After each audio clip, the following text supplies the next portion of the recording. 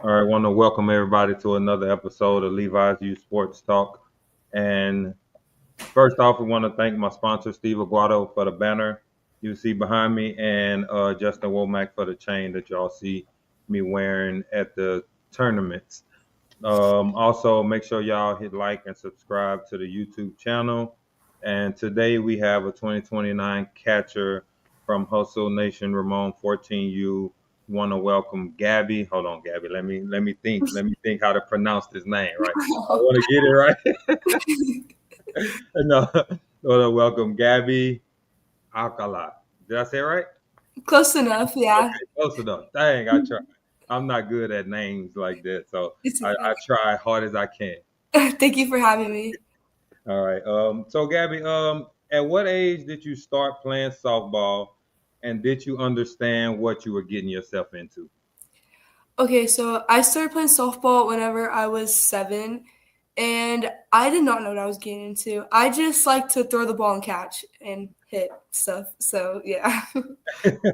So you realized that you was good at throwing and catching, and you can hit, and then that was all right.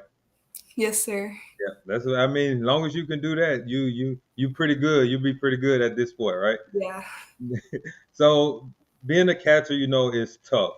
Like, did you see the type of work that catchers need to put in before choosing that you wanted to be a catcher? No, I did not. I actually became a catcher in like a funny way, to be honest. So I was at the like All American Games for softball youth, and nobody like there's not another catcher, and they asked if anybody could catch, and I just got like blue tiny gear from that was used from like this shop, and I raised my hand and said I could catch, and I ended up just catching from there. Hmm, that's interesting. Yeah. That's interesting, right there. Because like, so you never like what positions did you play before? Like, or at what age did you start catching? Like, when did that happen? So positions, I really played everywhere, to Okay. be honest. Besides pitcher, like I played third. I was a pretty decent shortstop. I could play second. I played first sometimes. And I played outfield, but I started catching around first year tennis. So I was like 10, 9, one of those Okay. years. Okay. Cool. Cool. So when you first got into it, compare your work ethic like when you first started catching until your work ethic now. So whenever I first started catching, I didn't really have any lessons for it or anything. Like it was just like a thing that I did just whenever we had games. But Mhm. like now I have lessons and I catch a whole lot of bullpens and yeah. Okay. So when you go into lessons, do you try to like, let's say certain things wasn't going right for you, during the weekend, you did some things that you felt, wasn't right. So when you go into lessons, do you focus on the little things that you feel like you didn't do right, or do you just go into lessons and you kind of let the weekend go or whatever happened and just keep moving forward? So I go to Coach Carlos on Mondays, so it's right after tournament weekend. So I always like remember like right off the top of my head what I did wrong, and every single time I walk in, he always asks if I have something I need to work on, or we because I go with another girl, Bailey Graham. She's good. She's like 2030. But he always asks if we have something we need to work on, and it's always something either like blocking, receiving like throws from the outfield, throw downs, like everything. So anytime that I do something wrong in the weekend, I try to keep it in the back. So Mhm. like I remember to tell him, and it's not like bothering my mental game during the game. But yeah, I always go in thinking to get better. So I always work on the stuff that I did wrong. Okay, okay. So you said something, about the mental game, and now it's a big thing, right? Like back in our days, my days, your dad days, your mom day, that wasn't. It was a thing, but like they'll push it out the way real fast, right? And now we understand more about it and what we know kids go through these days. So how do you handle the mental part of the game? Um, I honestly just try to remember that it's just a game, and I don't have to take things so like to heart and like serious because one mistake doesn't define who you are as a player, even if you think it does. Like it really doesn't, because you're not gonna remember that mistake for the rest of your life. Right. No, that's 100% right there. Right. As long as if you can do stuff like that, you doing really good. You're doing good. So like you being a catcher, when you catch a runner stealing, do you have like a celebration that you do, or do you just like have a word or some words that you say when you catch them stealing? Um, no, I honestly don't because um runners don't try to go on me that often. So Mm. yeah, but I honestly just tell myself good job. Like you know, No, okay, it's something you like. Yeah, done. Get that yeah. done there, right? So I hear that you were able to coach the Hustle 2031s this past weekend or the weekend before that or something, right? So like you called the pitches, I heard you called the defensive plays. Um, Explain how that came about, and was it something that you wanted to do, or was it something that just came? So basically, Coach Tim wasn't able to make it. Mhm. So he asked my dad if he could coach, and then my dad asked if I wanted to go, and why would I want to go? Because that was like our off weekend, and you could never have enough softball. So yeah, I went, and I actually had really fun with them, and I like coaching them. Okay, and so is that I hear you? That's something that you want to do once you're done playing, playing softball, right? A lot of coaches they say, "Oh, I didn't know," it just came about. But for you, you already know once your softball career is done, you want to be a coach. Like, when did you realize that that was something that you wanted to do? Um, Probably whenever I was like second year 12U because I like seeing players develop and get better. And like at our practices, we have new girls come sometimes and they just come on Wednesdays and not Sundays. And then I see them the next Wednesday and they already got better from the last week. So like that makes that makes me feel good for some reason because I know that like okay, my coaches are like actually like coaching and actually love the game. So that makes me love the game more and wanting to pass it down to other kids. Okay, that's nice. That's nice, man. It's tough, but hey, you have the mindset. You have the mindset right now at a young age that that's something that you want to do. I'm pretty sure as you get older, you just grow, get more and more information. So I'm pretty sure you'll be really good at it. I see you when I see you, you talk to everybody, you're very social, so I see you talk to the little kids and stuff, younger kids. So I feel like that'll be something that you'll be really good at. Thank you. So do you set like goals for yourself, personal goals, team goals, short term goals? Do you set goals for yourself like before the season starts? Yes. So my recent goal right now is to get stronger because a lot of girls my age are like really strong, like stronger than me. And yeah, I also set goals to have like a good positive attitude every single tournament and I try to put that positive attitude to my teammates. So that's like my goal every tournament. Okay, okay. What type of leader would you call yourself? Was it like lead by example, vocal leader? What type of leader would you call yourself? I would say I'm a vocal leader because I'm really loud and I like talking a lot. But I would also say I try to make a positive impact on everybody, like not just in softball, but also out of softball. Okay, okay. So y'all won the PGF not once but twice. What was that like for you? You can talk about like the first one and the second one, and then the second one. I know you were the one that was on TV calling out the lineup. I was watching, as like that. So explain, talk about that experience for you. Okay, so the first time was our like second year of tenure, my first full season on Hustle, and I was really nervous because I was catching and I caught the whole game. But I was honestly super nervous, but I honestly forgot the cameras were on me in general because I was just having fun, to be honest. So yeah, I don't remember that much stuff about it because it was like 4 years ago, I think. Yeah, it was a Yeah. while ago. Um, but this not past year, 2 years ago. Dang, that was already 2 years ago. No, Yeah. it was like a year ago. I don't know. But I had fun, and whenever I got told I had to read the lineup card, I was like, because I got told like right before had to go do it, so I was like, oh my gosh, I said a lot, like too much, because they told me that was a practice round, so I was like, Mm. oh, and then when they said I was done, I was like, oh my gosh, okay. But I was honestly going in very confident, and I had confidence in myself to do great at third, and I honestly, in my opinion, I think I did. And I did my job at two hole. I got two bunts down. That was really big to the game, and I was the second run to score too. Okay. And Okay. So you said right you laid two bunts down. Right. As a parent, we see a bunt and we know it's a good thing. We know it's to help the team. We know all of those things, right? But parents, they want to see their kids hit bombs, right?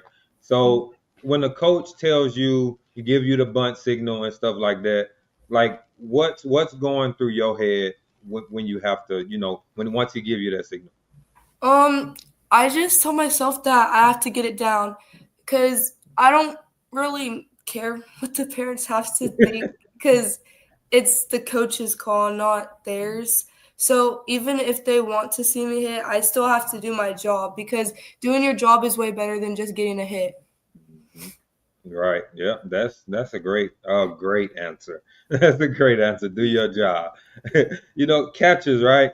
You do like a million squats. You gotta jump, what squat down, you up, throw the ball, you gotta hit, you gotta stop wild pitches, you gotta get the ones in the dirt. That's a lot of work. That's a lot of work. And if you're not mentally tough, like it can take a toll on you, right? So with that being said, what has been like your toughest moment behind the plate? My toughest moment, there was actually kind of a lot.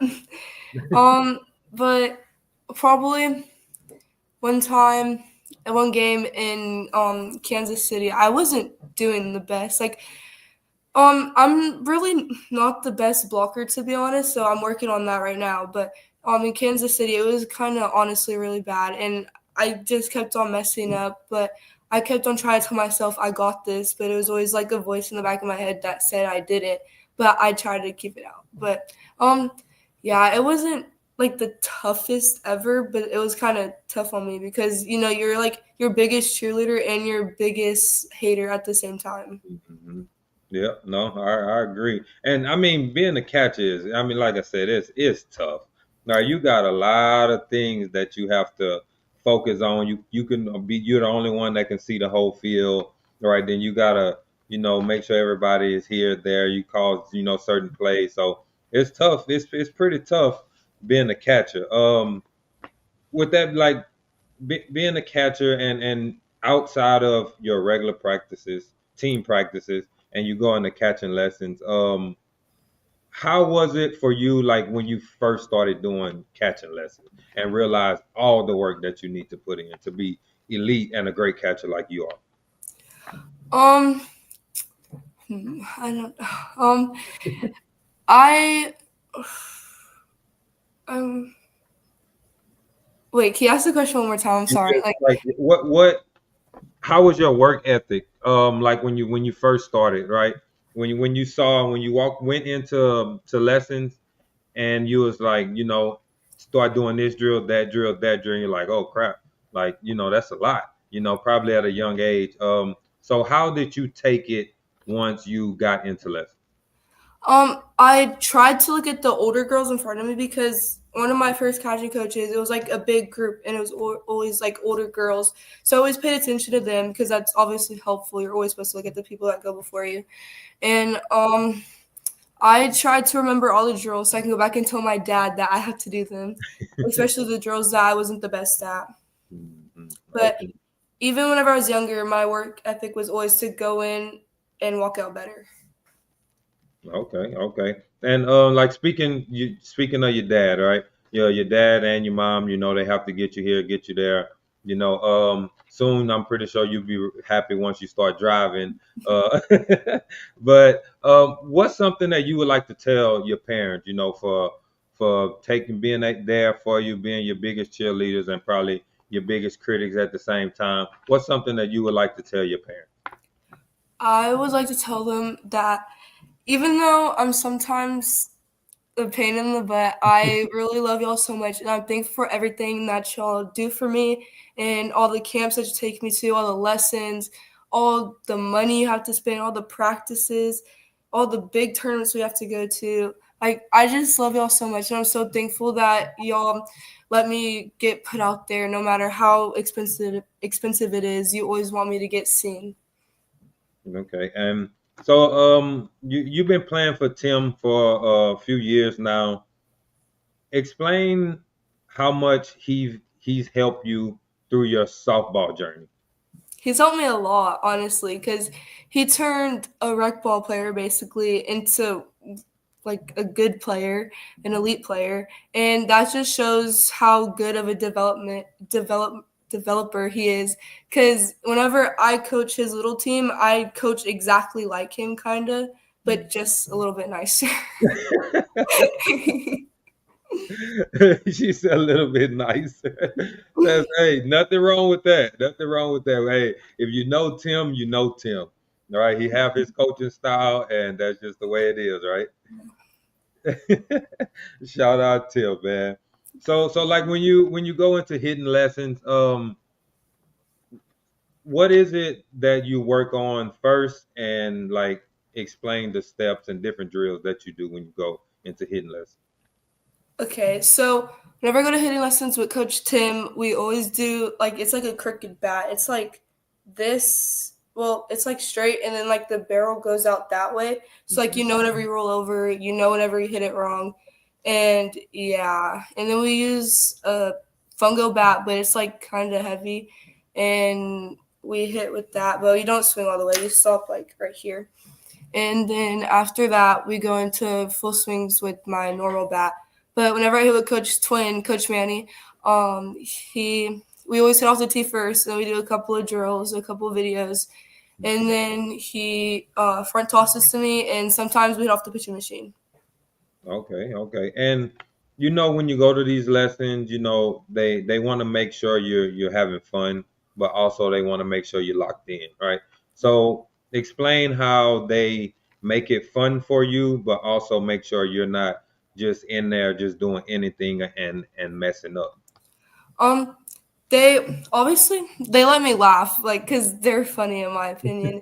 Like they just make it fun, and like even if I mess up over and over again, they still don't like yell at me. Mm. Like they're just like they understand me. I guess like they explain things really good. So that's like what I love about their coaching. Like, and they don't give up. Like, and even if you don't understand it, then they will explain it different in like a different way. Okay, okay. What's it like, catching for the different pitchers that y'all have? Because I'm pretty sure you have pitchers. They pitch all different speeds. They can do different things. They can do the same thing, but they also have their different things that they do when they're pitching. So for you, how is it catching for different pitchers? Um, I honestly going with like the same mindset every time because it doesn't matter how fast they pitch, how much spin they have, like none of that. Like I still have to do my job, and I just try to make every ball a strike, and it really doesn't change my mindset like at all. Okay, okay. What's something you do before every game? Like, is there something that you do before every game? So in the morning I always get Starbucks, and before every game I always do like the same hitting sequence, like soft at contact, extension, then full swing, and also do my bands before every game. Okay. Okay, so you were ranked the number three catcher in the Southwest region and the number 28 catcher in the nation, while your team was ranked number one in the nation by extra innings. What was that feeling like when you heard that you was actually ranked in the South high, very high in the Southwest region, and also ranked high in the whole nation for your age group? I felt very proud of myself because I came down a long path. Like, in the amount of work I have put in, I'm still putting in. Um, it like really just made me feel good because it's like, wow, what I'm doing is like actually working, and I'm actually getting better. I'm getting noticed. I'm getting recognized, and yeah, it just made me like happy. I don't That's good. Hey, it's supposed to make you happy. know. Sure, no, that's something you're supposed to always be happy and proud about, no matter what. All right, that's a big recognition to be. No telling how many catchers it is in your age group in the whole nation, right? And being number 28, that's a big thing, right? So, game on the line, runners in scoring position. How do you stay calm and also make sure your teammates are calm in this situation? Um, I just try to bring them up and talk a lot and always tell them it's okay, you got this. Because like I said, I always try to have a positive impact on everybody, and I don't want to be known as somebody that's negative. So I just try to lift up their spirit, and even if we do lose in that situation, I always tell them like it's okay, and it's like not your last game, and everything will be okay. Like it's not the end of the world. Right? That's a good thing to tell them because I mean I get it, right? If you're doing something, you playing this sport, it's 70% of the time you're failing at it, right? Like so always having that positive attitude like yours around it's a very good thing, right? So when you're or your teammate is in that moment and it's just a tournament and like it happens and you're doing everything you can and you just can't get it right, right? Like how do you help yourself get out of it and also how do you help a teammate get out of that? Um, I just tell myself I got this and to relax and just have fun and enjoy yourself while you can. And I tell my teammates the same thing. I just tell them to relax and not to worry about what you're scared your parents are going to say, what you're scared our coaches are going to say. Just be you, be yourself, and just stay calm. Okay. Being that you want to be a coach, what's some advice that you would give a young softball player? To have fun and enjoy it, like enjoy every single second of it, and just always put in work, even whenever you don't feel like it. You always have to put in work. Okay. Who's your favorite catcher, college or pro? Probably Reese Atwood and Mary Icopo. Hmm, very good answer. That's some good people right there. I can tell you that much. So, my final question I have is: which teammate or friend would you like to see on the podcast? Ava Pacheco. Ava Pacheco.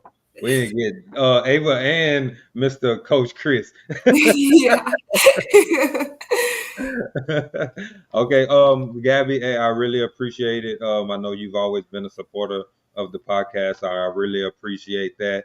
But hearing your story and letting it out, letting everybody hear your story, I really appreciate it. So I hope you have a great rest of your season and a great rest of your career. And I'm pretty sure this won't be the last time we'll talk. Thank you so much for having me. Okay. Oh, and Dad said you're her goat.